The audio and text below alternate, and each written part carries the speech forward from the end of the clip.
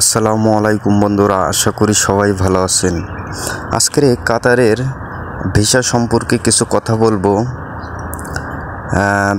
অনেকেই বলতেছে যে কাতারে ভিসা চালু হয়েছে, কাজকাম চালু হয়েছে, এইটা অনেকেই দেখি বলতেছে। কারণ হচ্ছে কাতারে যে শেখ তামিম তিনি বাংলাদেশে গেছিল, বাংলাদেশে সফরে গেছিল।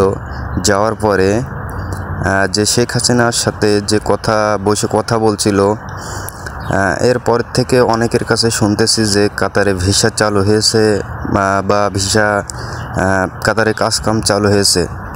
আসলে এইগুলো কিছুই না, আপনারা এই খপ্পরে পড়েন না। কারণ এখনও কাতারের অবস্থা খুবই খারাপ। কাতারে কোনো কাজকাম কোনো কিছুই নাই এখনও, বর্তমান এরকম কোনো কিছু চালু হয় নাই বা কোনো কোম্পানি এখনও ভিসা চালু করেনি।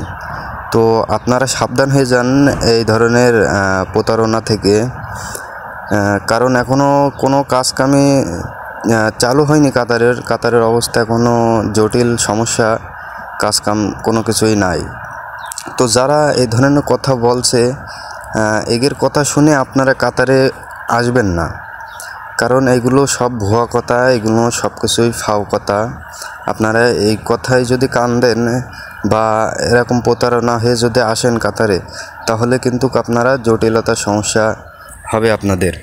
কারণ বর্তমানে এখনও কাতারের পরিস্থিতি এখনও স্বাভাবিক হয়নি, কাজকাম চালু হয়নি বা কোনো কোম্পানি এখনও ভিসা দিচ্ছে না। তো আপনারা সাবধান হয়ে যান। আপনাদেরকে এই মেসেজটা দেওয়ার জন্যই আজকের এই ভিডিওটা করা। তো আপনাদের সবাইকে বলছি, কাতারে এখন বর্তমানে অবস্থা খুবই খারাপ, কেউ কাতারে ঢোকেন না।